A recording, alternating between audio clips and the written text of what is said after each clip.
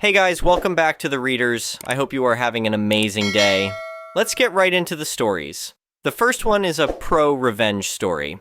I was desperate to join a new job after my husband and I were both laid off during the tech downturn in early 2024. When I was offered a new role in March, I knew it would be a step down from what I was doing, but my manager Tom and the team seemed great, and that part hasn't changed.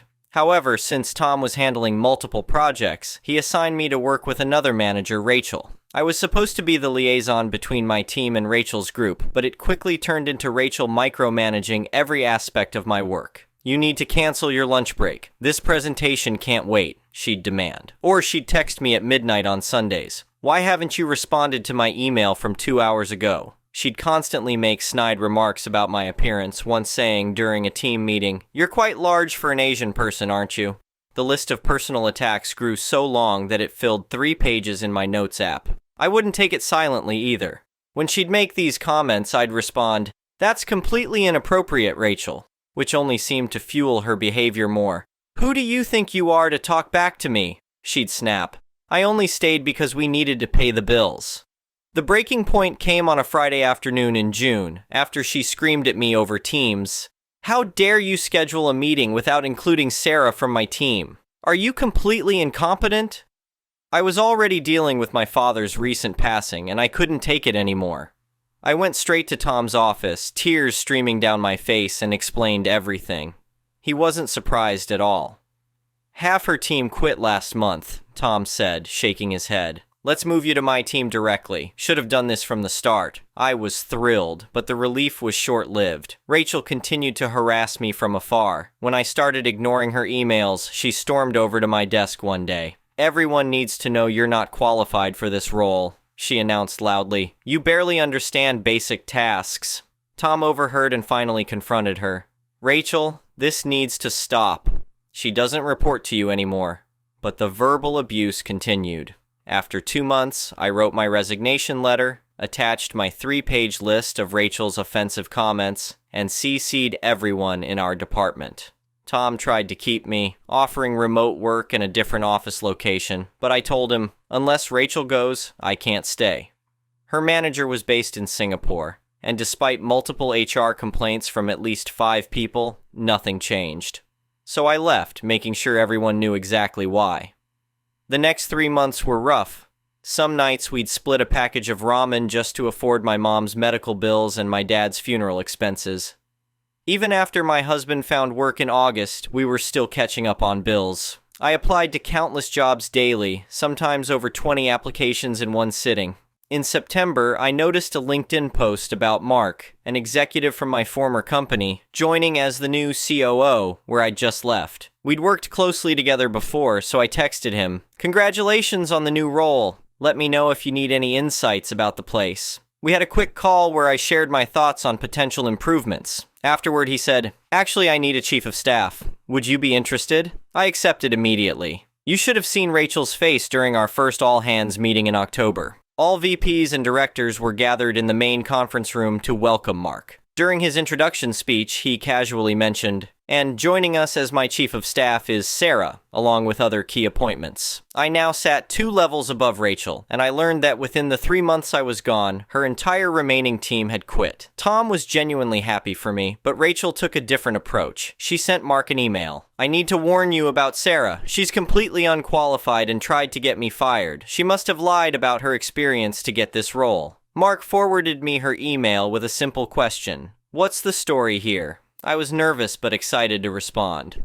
Rachel had no idea that I'd been a director at Mark's previous company, already 1 level above her position, so 2 levels up wasn't a stretch. I'd worked with Mark for 5 years before this. During our hour-long discussion, I explained how she'd created a toxic environment, but the proof was in the pudding. Gary confirmed her complete team turnover. My resignation letter was still in my old computer files, and her recent ex-employees happily shared several hostile emails from her. Mark called me into his office last Friday afternoon. "I just had security escort Rachel out," he said. "We don't tolerate that kind of behavior here." The next one is an entitled People's Story. My family's estate has stood in this neighborhood since 1973, long before any of these cookie-cutter houses popped up around us. My grandfather built this place with his own hands, and I inherited it when my parents retired to Florida in 2018. The property sits on 5 acres with a colonial-style house, and we've always kept it well-maintained. It's my pride and joy. Everything was peaceful until last year when a developer bought the farmland next door and built a luxury subdivision. Within months, they established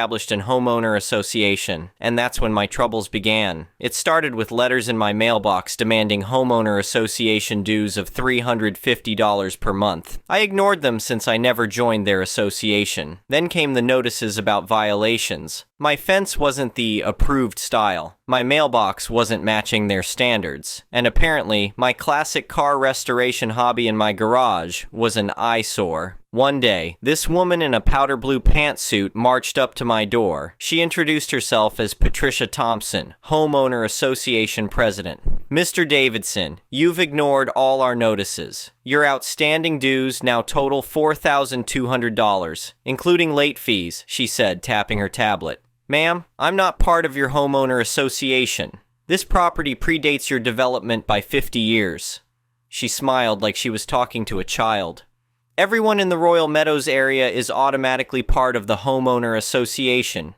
It's mandatory. This isn't Royal Meadows. This is 1247 Old Mill Road, a separate property. Check your records. We'll see about that, she snipped and left.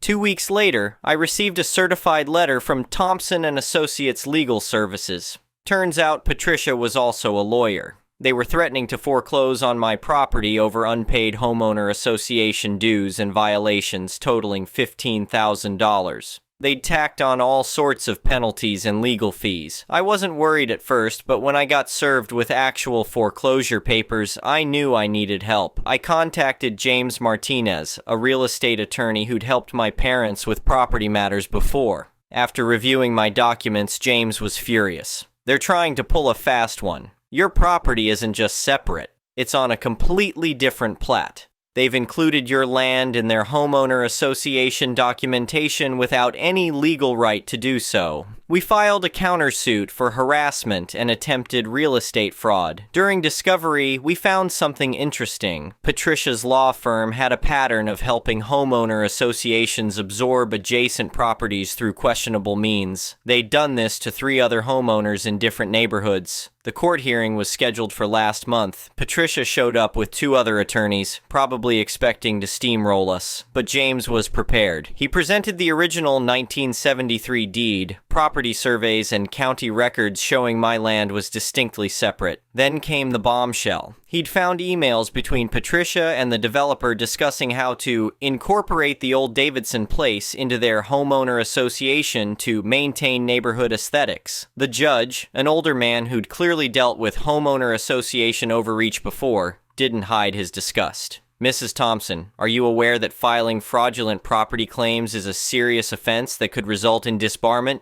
Patricia's confidence crumbled. She tried to claim it was all a misunderstanding, but the judge wasn't having it. The ruling came down hard. The homeowner association was ordered to cease all contact with me, pay $50,000 in damages, and cover all my legal fees. Patricia faced separate disciplinary action from the State Bar Association. James also helped me file for a permanent injunction preventing the homeowner association from ever trying to claim jurisdiction over my property. The best part? The publicity from the case led 2 other homeowners to come forward with similar stories about Patricia's tactics. Last I heard, she's under investigation by the State Attorney General's office, and she had to step down as Homeowner Association President. These days, the new Homeowner Association Board gives my property a wide berth. I still work on my classic cars in the garage, my original fence stands proud, and my non-matching mailbox remains untouched. Sometimes I see Patricia driving past my house on her way to somewhere else. She moved out of the neighborhood last month. I just wave and smile, knowing that sometimes justice works exactly as it should.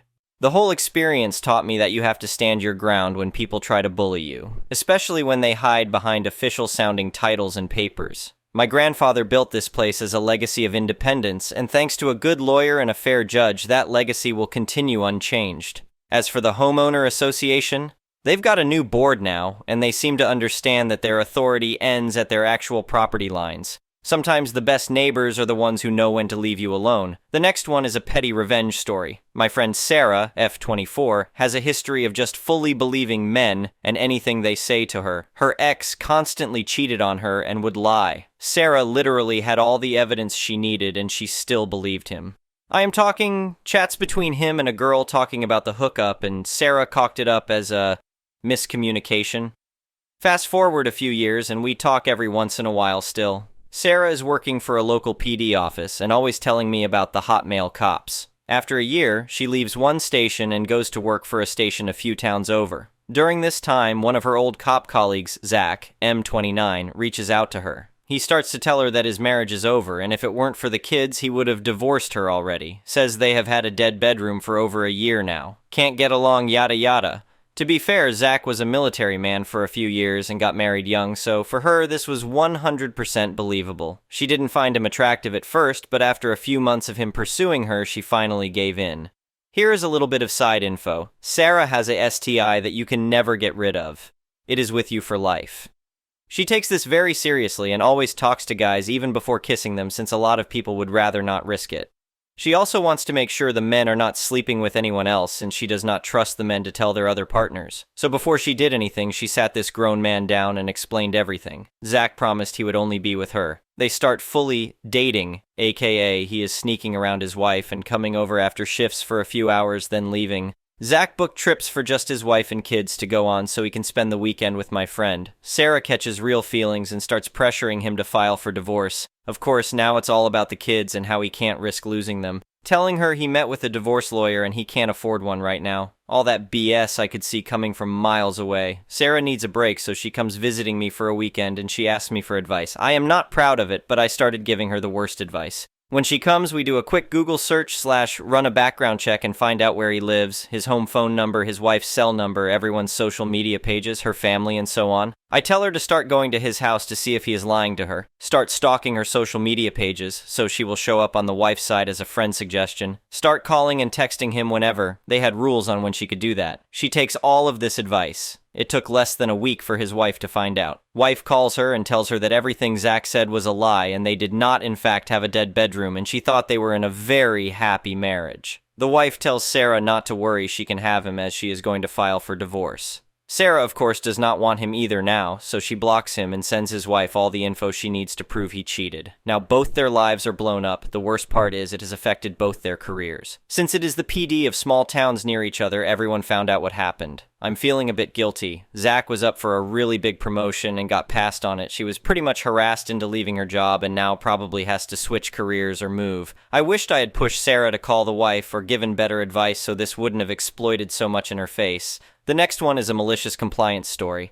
I've been teaching for 6 years at my last school for 2 years. I have a BA in history and MA in education. My principal and administrative staff pulled me out of one of my classes during an intense lecture I was giving and ambushed me in the hallway to ask and tell me I was going to teach IB classes next year. For those unaware, international baccalaureate courses are intense classes for high school students that last from 1 to 2 years. These classes are intense, requiring what some teachers have said to be the time equivalent of a part-time job for them to plan and prepare, without additional pay and not part of my contract. For context, within the first 2 weeks of working at this school, I noticed the other side of the pendulum. The students with learning challenges were being pushed aside in order to achieve the principal's goals of becoming an elite IB school. I began advocating for these students and offered to teach co-taught class with a special education teacher in order to help these students achieve. It was a great success, seeing many of the former troubled students actively being engaged in class, and through the grapevine, I was told I was one of their favorite teachers since I got them. After the first semester, I heavily petitioned the staff to allow me to teach more of these specialized classes across my department. Here's the deal. There was no change in the curriculum, just in how I presented it to the shared class. Anyhow, the principal shot down my idea, but allowed me to continue with my lone class for the next year. Back to the present. After the ambush, I went home and talked it over with my wife. She is my rock, and understood that I was troubled with the additional task of basically adding an additional 15 hours of work a week to my schedule. She said, "Go with your heart." The next week, I scheduled a meeting with the principal. I told him I was unprepared to teach the IB course this year, but if he would give me this year to prepare the additional materials and create a curriculum, I would be good to go for the next. I also asked if there were any other additional classes he would like for me to put together to teach next year. He said, no, teach this course next year or look for another job. I asked about additional co-taught courses for the shared students who were overlooked. He said they were not important. I reminded him yet again I was currently working toward my PhD in history in order to teach college-level courses in high school so students could get dual credit and a jump on college and tech schools. He laughed at me and said, I quote, none of the additional education you have taken since you started working here benefits the school at all. No one cares. This took the wind out of me. I love teaching. All of the additional work, time and effort spent away from my family has been in order to be a better teacher, a better example for my students. I told him I would need to think about this, and quietly left the room. I took the next day off, spending time with my family and speaking with my therapist. I am very lucky to have a wonderful support system. I went back to work after that, and there were a number of staff that spoke to me privately. They agreed what he said was shameful. They shared that I was not the only teacher he spoke to this way, from changing failing grades to passing to having teachers sponsor multiple extracurricular clubs without pay. I went to my union rep and added my statement to his ever-growing pile of staff statements about the principal. I assured him I was willing to go to the school board, etc. Just give me a call. Yep, I decided I was done. I wrote the principal an outstanding resignation letter, full of positivity, and thanking him for the wonderful opportunity to work at his school and to have learned from his outstanding example of leadership. Did I also mention I forwarded the email to the entire staff? There was no way he could publicly respond negatively to my resignation, and he was furious. The majority of the staff knew what was going on. There were many smiles and fist bumps. I was told by the office staff later there were 5 other teachers that resigned, making this the biggest turnover in staff in a decade. The principal now has to go before the school board next month to explain what is happening at his school. I wonder if I am going to get a call. The next one is an entitled people's story. Found a family story that I barely pieced together. It's about my mother, left us in 2023, and her mother, my grandmother. As I don't know the actual conversations, I'm gonna just have to approximate tell me, is this entitlement? So we're going back to 1979. Mom's 16 at the time. Mom's living at home with a household of 10, 2 parents, 4 siblings, and the other 4 are adult relatives. Grandma's husband made a decent bit of money at the factory. Meanwhile, her relatives brought in some money too, so at the time, no one was hurting for money. Mom had just been newly hired to the Golden Arches. Mom caught on to her work and had a strong work ethic. Mom balanced her schoolwork, friends, family commitments, and never let her grades fall. When Mom got her first paycheck, she was excited. She had plans she was making. Being the near 80s, she had 8 tracks, tapes, and records on her mind. She was a happy teenager till she got home. Essentially, upon announcing her first paycheck, Grandma took Mom aside and said, "Hey, kiddo, I know you're excited, but I need you help out with the household expenses." My mother made a dreading noise. My mother voiced, "But Mom, what about the senior trip in 2 years and I wanted to have fun with the money I earned?" But her mother went stern. "I know, honey, but we need to think of the family and household." Grandma eventually guilt-tripped my mother into signing over her check to her. Before going further, minimum wage was $2.90 at the time, so her paychecks were in the $118 and $127 range. Still, it was a lot in the 70s, 80s for a young teen.